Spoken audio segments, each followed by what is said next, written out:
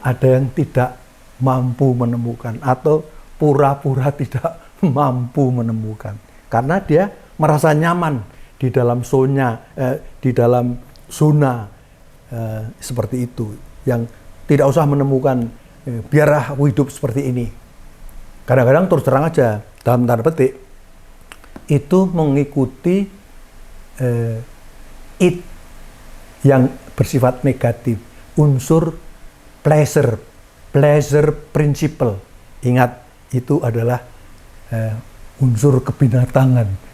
Memang nggak ada rasa harus mengatur diri saya begini, saya nggak perlu mikir orang lain.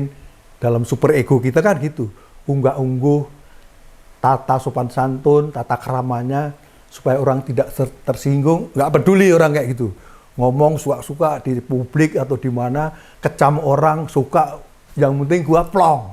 Nah, itu nggak betul. Nggak betul. Tidak akan menjadi pribadi unggul. Pasti saya jamin tidak akan menjadi pribadi unggul. Nah, kelompok yang dapat kita lihat lah, yang secara nyata itu satu adalah kelompok yang lebih cenderung kepada pesimis ya, negatif gitu. Nah, tetapi kembali lagi bahwa semua itu adalah pilihan, silakan, tidak ada yang mekang. Manusia diberikan kehendak bebas untuk menentukan mau ke kiri atau mau ke kanan, mau memilih yang pesimistik atau mau memilih yang optimistik terhadap barang yang sama, terhadap hal yang sama. Nah ini, karena ingat, saya pernah sampaikan dalam sesi sebelumnya, masalah itu sebenarnya bukan masalah. Jadi the problem itself itu sebenarnya bukan problem. The problem is how we perceive, bagaimana kita mempersepsikan masalah itu, kemudian kita cerna di dalam otak, lalu kita membuat attitude, kita punya sikap, lalu kita berperilaku, mau negatif atau positif, terhadap barang yang sama. Contoh yang pernah saya sampaikan adalah 2 karyawan yang di PHK, dapat 100 juta. Yang satu akhirnya meninggal, nggak gosok gigi, nah ini nggak bersosialisasi, ini ya, akhirnya menutup diri, withdrawal, sakit, mati, meninggal, selesai. Yang satu, 100 juta. Apa mak? Bisa masak apa? Dia gali potensinya. Istrinya masak nasi gurih, bikin pecel, bikin apa kayak goreng-gorengan ayam ini. Anak lakinya, Pak, aku jual koran. Suaminya, dia lihat kantong, saya masih punya SIM A. Wah sudahlah, aku nyopir lah, mau taksi, mau Grab. Yang penting saya bekerja gitu, untuk mempertahankan hidup. Dan ternyata berhasil. Nah itulah. Jadi masalah itu sendiri bukan masalah ya. Ingat ini.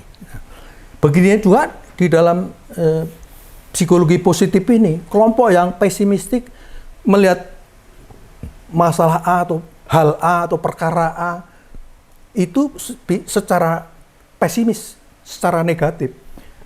Sedangkan yang kelompok lebih positif, lebih optimis, melihat barang sama, dia dengan kacamata lebih lebar. Begini ya, begini. Dia lebih bisa bersahabat, bisa bicara dengan tenang, bisa memberikan kritik tanpa menyakiti orang, tanpa merendahkan orang, santai dia. Dan sampai message-nya. Nah ini yang penting. Jadi kalau kelompok yang pesimistik itu memang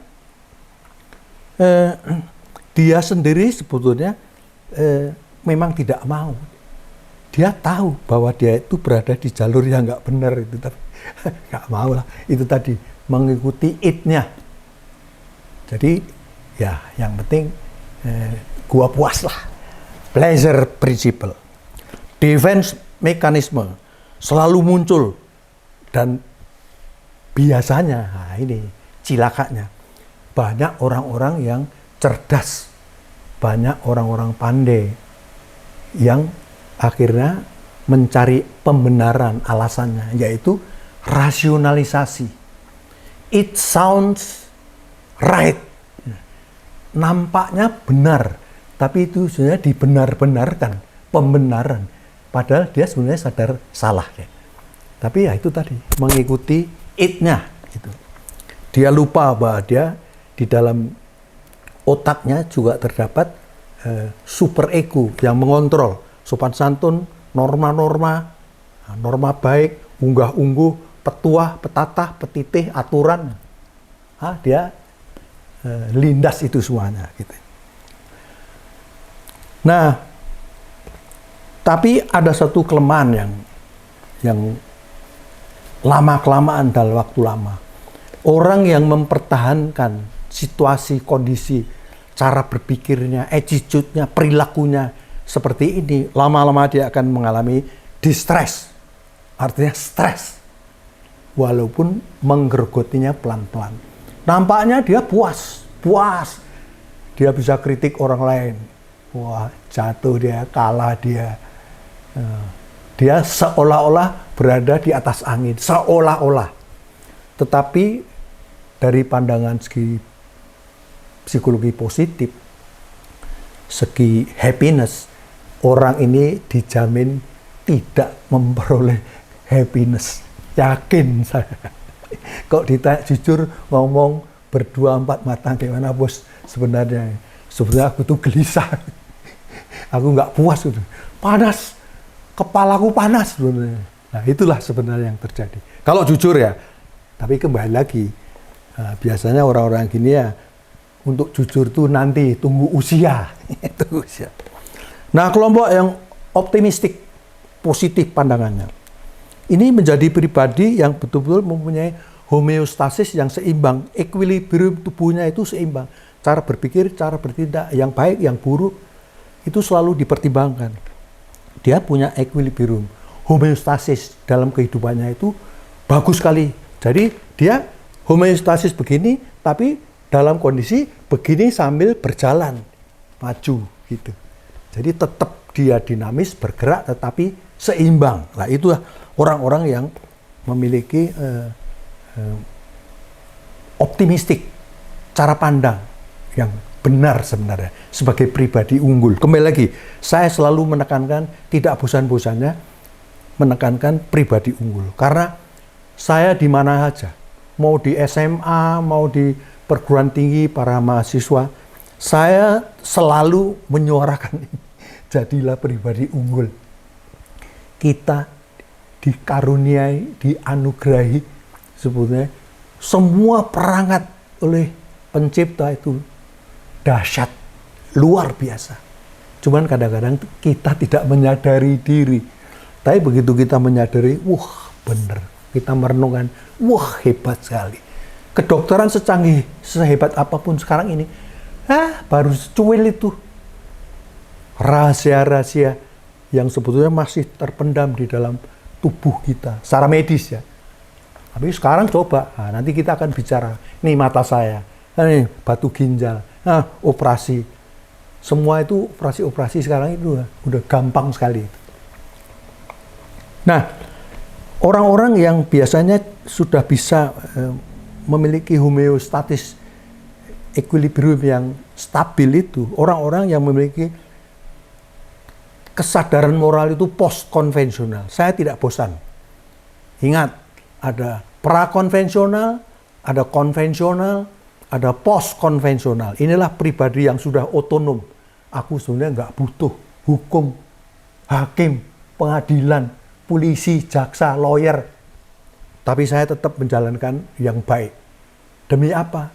Demi keunggulan kita, pribadi kita sebagai makhluk yang tertinggi, harkat dan martabat ciptaan yang paling tinggi. Kalau semua begitu 10% aja penduduk Indonesia punya konsep seperti itu, menurut saya sudah hebat. Sudah hebat gitu. Nah, orang-orang semodel ini yang memiliki post konvensional, dia bukan terus nggak mau ngeritik, itu tidak, tetap dia bisa mengkritik. Mau pemerintah, mau lembaga, mau orang lain. Tetapi cara mengkritiknya itu tidak hostile. Tidak ada suasana bermusuhan, merendahkan, menjelekkan. Kan tinggal bagaimana modifikasi narasi kata-katanya. Kalau saya mengatakan Bapak itu salah, kan bisa cara salah Bapak itu, nah ini agresif. Tapi kan ada cara lain yang lebih asertif.